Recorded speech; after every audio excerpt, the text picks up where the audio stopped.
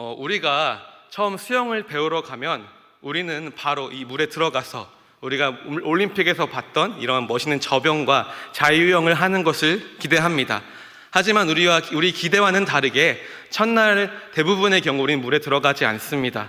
먼저는 물 밖에 수영장 가장자리에 앉아서 이 물장구를 치며 다리를 위아래로 움직이는 연습을 하곤 합니다. 처음에는 이게 무슨 의미가 있는지, 내가 수영을 배우러 왔는데 이걸 뭐 하고 있는지라는 생각을 하게 됩니다. 하지만 나중에 이 훈련이 이 물속에서 균형을 잡을 수 있고 또 수영하는 데 매우 중요한 기초가 되는 것을 알게 됩니다. 또는 미용실에서 처음 일을 시작할 때도 마찬가지입니다. 처음부터 우리가 머리를 자르고 하는 것이 아니라 처음에는 머리를 감기거나 또 이 머리 자른 것을 치우는 것으로 시작합니다. 요리도 마찬가지죠. 우리가 처음부터 요리를 하는 것이 아니라 채소를 다듬거나 이 설거지를 하는 것으로 또 먼저 하면서 기본기를 다집니다. 우리는 종종 이 작은 일들이 과연 어떠한 의미가 있는지, 왜 이렇게 준비 과정이 길어야 하는지 의문을 가질 수 있습니다. 하지만 이 모든 과정은 더 큰 목적을 이루기 위한 준비 과정입니다. 하나님께서도 우리를 자꾸 보이지 않는 작은 일들로 우리를 준비시키십니다. 오늘 본문 말씀에서 우리는 모세가 이 애굽에서 도망친 후에 미디안에서 십보라를 만나 정착하는 장면을 보게 됩니다. 오늘 말씀을 통해 그 과정 속에서 하나님이 어떻게 모세를 준비시키고 계셨는지 함께 보려 합니다. 모세의 삶 가운데 일하신 하나님이 우리의 삶 속에서 우리의 작은 순간까지 사용하시는 것을 오늘 말씀을 통해 함께 보기 원합니다. 먼저 우리는 하나님의 백성으로서 정체성을 지켜야 합니다. 오늘날 그리스도인으로서 정체성을 지키며 살아가는 것 쉽지 않습니다.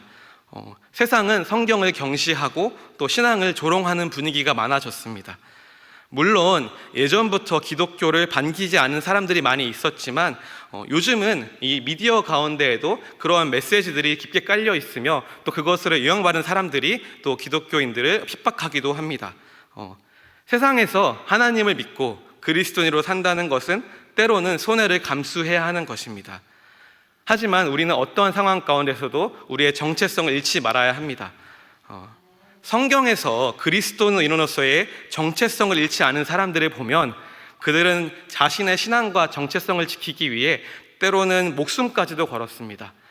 우리가 잘 알고 있는 다니엘과 그의 세 친구는 그 당시 강력한 바벨론 제국에서 이방의 문화를 강요받았지만 그들은 끝까지 자신들의 믿음을 고수했습니다. 그들은 왕의 음식을 거부했고 또한 기도를 멈추지 않았으며 하나님 앞에서 신실하게 서 있었습니다. 결국 그들의 신앙은 이 왕의 명령을 넘어서 하나님의 영광을 드러내는 결과를 가져왔습니다. 이 모세 역시 오늘 비슷한 상황을 겪었습니다. 그는 애굽에서 도망쳐 이 미디안에서 이 새로운 삶을 시작했지만 그 자신의 정체성을 잃지 않았습니다. 그는 미디안에 동화되지 않고 여전히 자신의 히브리인으로서의 정체성을 가지고 있었습니다. 그가 낳은 아들의 이름을 게르솜이라 지은 것도 그의 이러한 정체성을 보여줍니다. 우리 22절 이 시간 함께 읽겠습니다. 그가 아들을 낳음에 모세가 그의 이름을 게르솜이라 하여 이르되 내가 타국에서 나그네가 되었음이라 하였더라. 이 구절을 보면 우리는 모세가 여전히 자신을 나그네로 인식하고 있다는 것을 볼 수 있습니다. 그가 히브리인으로서의 정체성을 잃지 않았다는 것은 매우 중요합니다. 이 미디안의 삶은 어떻게 보면 그에게 편안한 삶일 수 있었겠지만 그는 자신의 본래 정체성을 분명히 알고 있었기에 하나님께서 그를 사용하실 수 있었습니다. 모세는 미디안에서 40년 동안의 시간을 보냈습니다. 이것은 참 긴 시간이었지만 그는 여전히 자신의 정체성을 유지한 것입니다.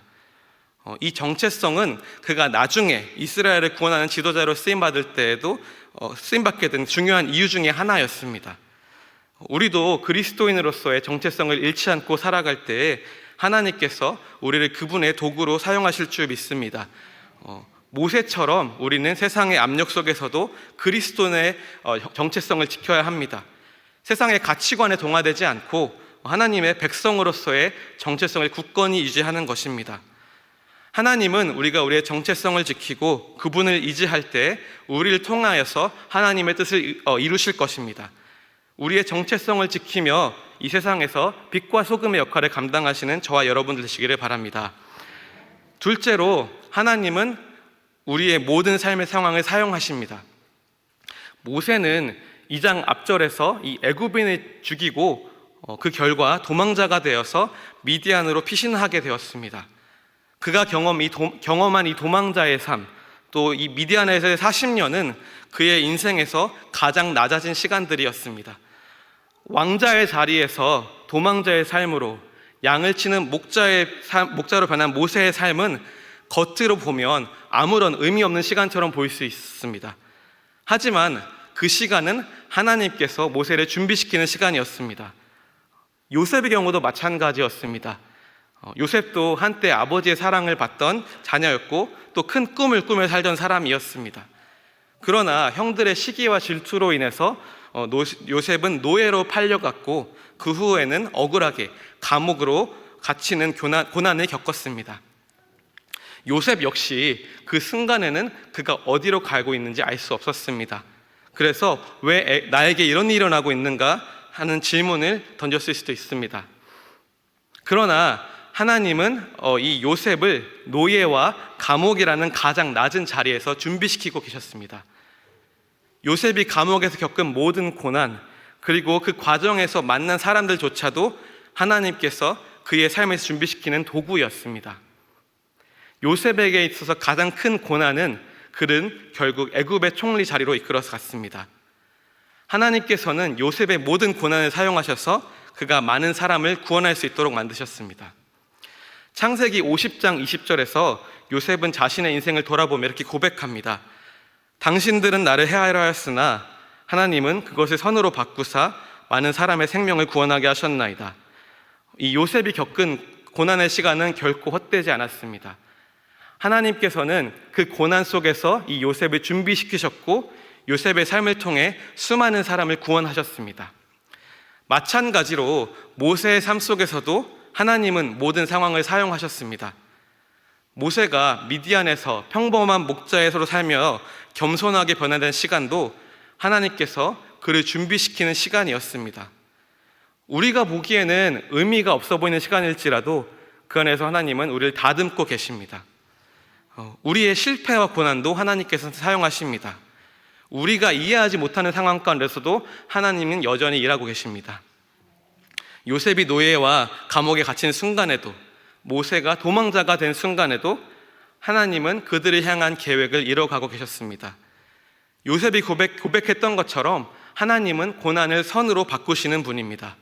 우리가 이해하지 못할 때에도 하나님은 모든 상황 속에서 우리를 사용하십니다. 우리 모든 삶 가운데서 합력하여 선을 이루시는 주님을 신뢰함으로 오직 믿음으로 살아가야 할 줄 믿습니다. 마지막으로 우리는 하나님의 타이밍을 신뢰하며 기다려야 합니다. 이스라엘 백성들은 애굽 땅에서 오랜 시간 고통을 겪으며 하나님의 구원을 기다리고 있었습니다. 그들의 고통은 너무나 컸고 마치 하나님이 그들을 버렸다고 느꼈을 수도 있을 것 같습니다. 그러나 성경은 하나님께서 그들의 부르짖음을 들으셨다고 기록하고 있습니다. 우리 23절에서 25절 함께 읽겠습니다. 여러 해 후에 애굽 왕은 죽었고 이스라엘 자손은 고된 노동으로 말미암아 탄식하며 부르짖으니 그 고된 노동으로 말미암아 부르짖는 소리가 하나님께 상달된지라. 하나님이 그들의 고통 소리를 들으시고 하나님이 아브라함과 이삭과 야곱에게 세운 그의 언약을 기억하사 하나님이 이스라엘 자손을 돌보셨고 하나님이 그들을 기억하셨더라. 우리가 이 구절에서 주목할 것은 하나님께서 그들의 부르짖음을 들으셨고 그들을 기억하셨다는 사실입니다. 여기서 기억하셨다는 말은 단순히 잊고 있다가 다시 떠올렸다는 말이 아닙니다. 본문에서 기억하셨다에 사용된 히브리어 자카르라는 단어는 하나님이 그들의 고통을 항상 마음에 두고 계셨다는 뜻입니다. 즉 하나님은 그들의 고통을 무시하거나 잊으신 것이 아니라 그들을 주의 깊게 지켜보고 계셨던 것입니다. 우리의 인생에서 겪는 고난 속에서 하나님의 응답이 덜이다고 느낄 때가 있습니다. 그러나 하나님은 우리의 모든 부르짖음을 듣고 계시며 그분의 완벽한 타이밍에 응답하십니다. 이스라엘 백성들도 오랜 시간 고난 속에 있었지만 하나님께서는 그들의 부르짖음을 기억하시고 그들에게 구원의 손길을 내미실 완벽한 때를 준비하고 계셨습니다. 때로는 우리의 기도가 즉각적으로 응답되지 않을 때 하나님께서 우리를 기다리게 하시는 이유를 이해하기 어려울 때가 있습니다. 또 그리고 우리는 그것을 다 알 수가 없습니다. 그러나 하나님은 우리가 준비되지 않았거나 더 간절하게 그분을 찾기 원하실 때 우리의 기도에 바로 응답하지 않으실 수 있습니다. 그 시간은 우리가 하나님을 더욱더 깊이 의지하고 하나님을 간절히 찾는 시간이 될 수 있습니다. 이 요셉의 삶을 다시 보면 요셉도 자신의 고난이 매우 길게 느껴졌을 것입니다. 그러나 하나님은 요셉의 인생에서도 그 완벽한 타이밍에 요셉을 애굽의 총리로 세우셨습니다. 하나님은 우리의 삶 속에서 동일하게 일하십니다. 우리의 타이밍이 아니라 하나님의 타이밍에 맞춰서 응답하시고 우리의 삶 속에서 구원의 손길을 펼치십니다. 이스라엘 백성들이 애굽에서 오랜 고난 속에 있을 때에도 하나님은 그들을 잊지 않으셨습니다. 하나님은 그들의 고난을 주의 깊게 지켜보시고 그들이 하나님을 더욱더 간절히 찾기를 기다리셨습니다. 그리고 그 완벽한 타이밍에 이 모세를 준비시키시고 그들을 구원할 계획을 실행하셨습니다. 우리도 삶 속에서 하나님의 타이밍을 기다려야 합니다. 왜냐하면 사실 우리는 참 알지 못하는 것이 너무나 많이 있기 때문입니다. 요즘에 UPS를 갈 때나 또 홀푸드를 갈 때 사람들이 길게 줄을 서 있는 것을 보곤 합니다. 혹시 어떤 줄인지 짐작이 가실까요? 네, 이것은 다 아마존 리턴을 위한 줄입니다. 2023년에 UPS 전체 매출이 이 매출의 11.3%가 이 아마존 배송에 관련된 것으로 이루어졌다고 합니다. 물론 품질에 의한 반품일 수도 있겠지만 이 부분의 다수는 단순 변심으로 인한 반품이었습니다. 저도 아마존을 참 자주 이용하고 또 이것에서 자주 반품을 하러 가기도 합니다. 우리가 물건 하나를 주문해도 이 물건을 주문할 때의 마음, 또 이것을 받았을 때 우리가 정말 이것이 필요한가의 마음을 바뀌는 것을 보면 우리가 그 마음을 바꾸게 되는 것 보면 우리가 참 변덕스러운 것을 우리가 알 수 있습니다. 우리의 마음은 참 자주 변할 뿐더러 우리에게 정말 필요한 것이 무엇인지, 그것이 우리에게 언제 필요한지 우리는 사실 알지 못합니다.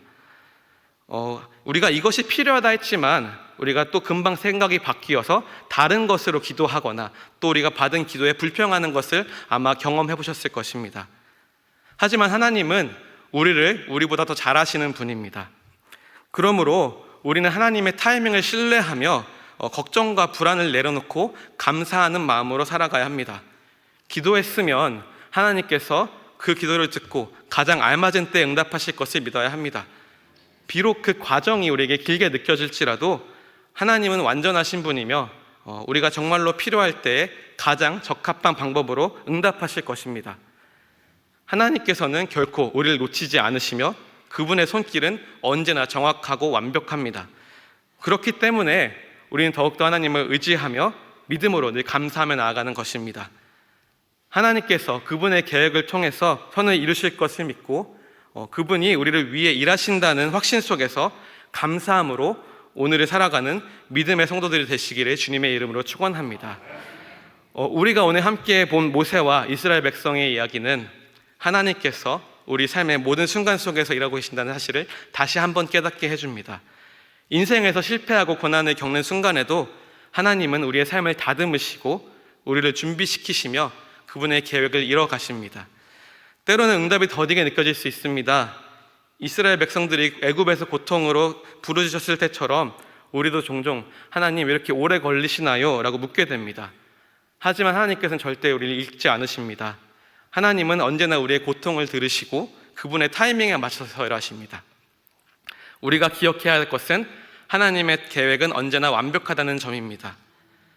하나님께서는 우리가 예상치 못한 순간에도 언제나 일하고 계십니다. 모세가 미디안에서 양을 치는 평범한 순간을 살아갈 때에도 요셉이 감옥에 갇힌 절망 속에도 하나님은 그들의 인생을 통해 더 큰 일을 준비하고 계셨습니다. 그리고 이 모든 과정은 예수 그리스도의 복음 안에서 완성되었습니다. 모세를 통해 이스라엘 백성을 애굽의 노예에서 구원하신 하나님은 그리스도를 통해 우리 모두의 죄와 사망에서 영원한 생명으로 구원하셨습니다. 하나님께서는 우리를 구원하기 위해 그분의 아들을 보내셨고 십자가와 부활을 통해 영원한 구원을 이루셨습니다. 우리의 삶 속에서 어떠한 고난과 어려움이 닥치더라도 우리는 그리스도 안에서 참된 소망을 가질 수 있습니다. 그리스도의 십자가와 부활은 하나님의 신실하심을 증명하며 그분의 완벽한 구원의 계획을 이루신 증거입니다. 그러므로 우리는 그리스도 안에서 흔들리지 않는 소망을 품고 살아가야 합니다. 하나님께서 우리의 삶 속에서 지금도 일하고 계시며 그분의 완벽한 타이밍에 우리의 삶에 응답하실 것입니다. 이 소망 안에서 하나님을 신뢰하며 우리의 인생을 그분께 맡기고 나아가는 저와 여러분들 되시기를 주님의 이름으로 축원합니다.